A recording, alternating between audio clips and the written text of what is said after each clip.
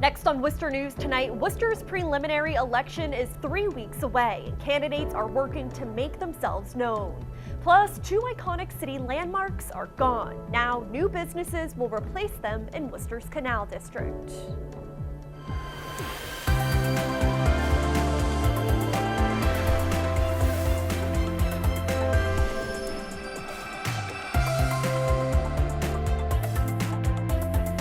Good evening and thanks for joining us. I'm Olivia Lemon. Hot and humid across the area today, and there is a chance of strong storms moving across the city tomorrow. Let's find out more in a first look at our local forecast.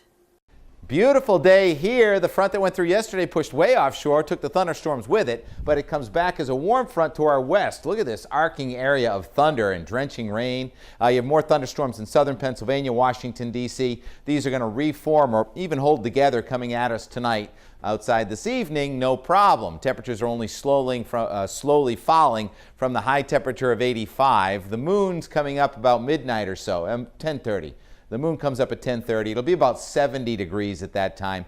We're going down through the 60s, then it's going to kind of stop and maybe start coming back up pretty early. 5 o'clock in the morning, you see some fog starting to form, some clouds, but we should have a couple of hours of sunshine. Then there are leftover showers from today's storms in Pennsylvania coming at us early in the day, but these are going to be kind of falling apart. These are not the main show. That's going to come in later in the day. So a few raindrops possible, maybe some thunder morning and midday, and then it's the afternoon. Most vulnerable is Vermont, New Hampshire, western Massachusetts. We're kind of right on the edge here. Temperatures are in the 80s, several hours of sunshine. Even at 7 o'clock tomorrow, it looks like the storms may be west, but it won't take much to get those right over us. So tomorrow, we're going to have a very sticky day. The air is coming from the south. The thunderstorms, if they don't get us tomorrow, they get us tomorrow night and Thursday, and then they move out Friday, and the weekend forecast looks really good in a few minutes. Worcester's preliminary election is 3 weeks away, and with 6 seats for councilors at large, candidates are busy campaigning, trying to win a spot with the voters. Our Brittany Schaefer joins us in Worcester with more. Brittany? Olivia, the preliminaries will drop the candidates from 15 to 12. Incumbents and challengers say they have a lot of work to do and people to speak to, but say they're excited for the first election. At-large city council candidates hitting the campaign trail with just 3 weeks left until the preliminary election. Knocking on doors and try to attend as many public meetings as I can. I've got a decent visibility with the signs. I've been out waving at cars. At 23 years old, Evan Corrigan is one of the youngest candidates to ever run. He says he wants to inspire other people his age. It's no secret people my age demographic are not the most active politically. I represent a growing demographic that is well a part of the city of Worcester, but certainly underrepresented on the city council. Ultimately, I want more people to get involved in the city of Worcester because Worcester is a place that's worth being involved in. The lifelong Worcester resident wants to update the recycling system and scrap a proposal for plastic recycle bags. Most recyclables now are lightweight plastics which don't biodegrade, and on windy days there's not much keeping them from blowing around. So I think it's time we update the recycling system, but certainly plastic bags are not the way to go. Incumbent Mo Bergman is seeking his 4th 2-year term. He says there was a preliminary for at-large council in 2015, and it makes for a challenging but exciting election season. That's democracy. It does make for really 2 election cycles. You should always run scared, and I do that every election cycle. I'm always indebted for the previous times I've been reelected, but I always realize I have to make my case every election cycle. Worcester residents have until Wednesday to register to vote for the preliminary election. Assistant City Clerk Nico Vangelli says the preliminary election creates more work for the Election Commission. Usually this is kind of compared to state election seasons. You know, we do have a little more excitement. So we'll see in terms of what the turnout is in September, and then we can kind of go from there moving on to November. The preliminary election is September 10th. Polls are open from 7 a.m. to 8 p.m. For more information, you can check the city's website. Live in Worcester, Brittany Schaefer, Worcester News Tonight. Residents are asked to stay out of Coes Reservoir Wednesday. A contractor is applying herbicides to the water. The city says the treatments are a safe and effective method to control the growth of invasive aquatic plants. They say it poses no risk to humans or animals after the application is complete. The water will be safe for use on Thursday, but in the meantime, you're advised to stay out of the water and keep your pets out of the water as well. The city of Worcester confirms another case of West Nile virus in mosquitoes this summer. No human cases have been reported in the city, but crews will be spraying areas of concern tonight, including the Plantation and Hamilton Street area. Spraying is designed to minimize mosquito populations after they've hatched. It will be done after sunset up until midnight. Citizens should take precautions when they step out to the parks or to any recreational areas. And the Central Mass Mosquito Control Project says mosquitoes are most active after sunset and people should stay indoors if they can. Police in New Hampshire are on the hunt for a pair of, quote, crawling crooks suspected in a multi-state crime spree. Security footage from Pelham show the masked men breaking into the BP Self gas station, crawling between the shelves, stealing tobacco products. 2 weeks ago, these crawling crooks were caught on surveillance video at a liquor store in Southborough.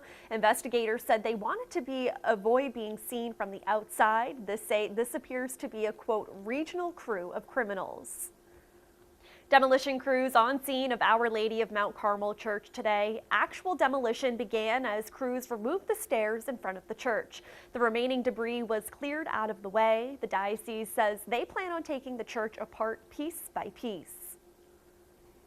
Bay State Brewing is opening a new space in Worcester. The brewery will take over what used to be Nana's Pizza and Pasta restaurant at the Fidelity Bank Worcester Ice Center. Nana's was operated by Niche Hospitality Group. The brewery and tap room will be on the first and second floors of the center. Construction is set to begin in October.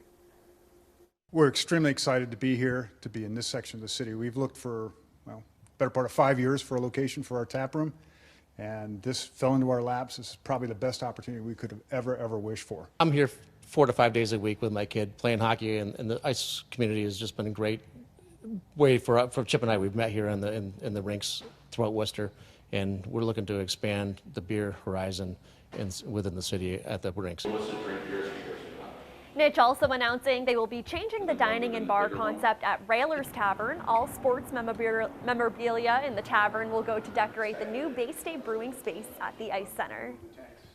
A new gym is one of 5 businesses set to open in the former Woodhoff's Bakery building. The iconic Worcester business closed in 2015, and now a developer has plans to turn the area into a popular spot on Water Street. Our Erin Keating joins us now with more. Erin. Unrivaled Training is taking up to 3,000 square feet of the building's first floor. It is one of the many changes happening here on Water Street. I was the one that would get the rolls. I would come in, grab a number, go over to the Broadway, grab something to eat, come back and get the rolls and take off. Matt Carroll remembers coming to Woodhoff's Bakery as a child. The personal trainer is turning the bakery's former home into his new personal training gym. Rather than working with people one-on-one, I'll be able to expand and work with larger groups. Construction crews are working where gym equipment will be placed next month. Carroll says the location on Water Street is a perfect fit for Unrivaled Training. I think it's a good thing for people that live in the area or are moving into the area because they can just walk downstairs, come over to the gym, and get on with their day. The former Woodhoff's Bakery is one of 2 Water Street buildings owned by Bay State Investment Funds. The company is developing the former Weintraub's Deli building into a crepe restaurant.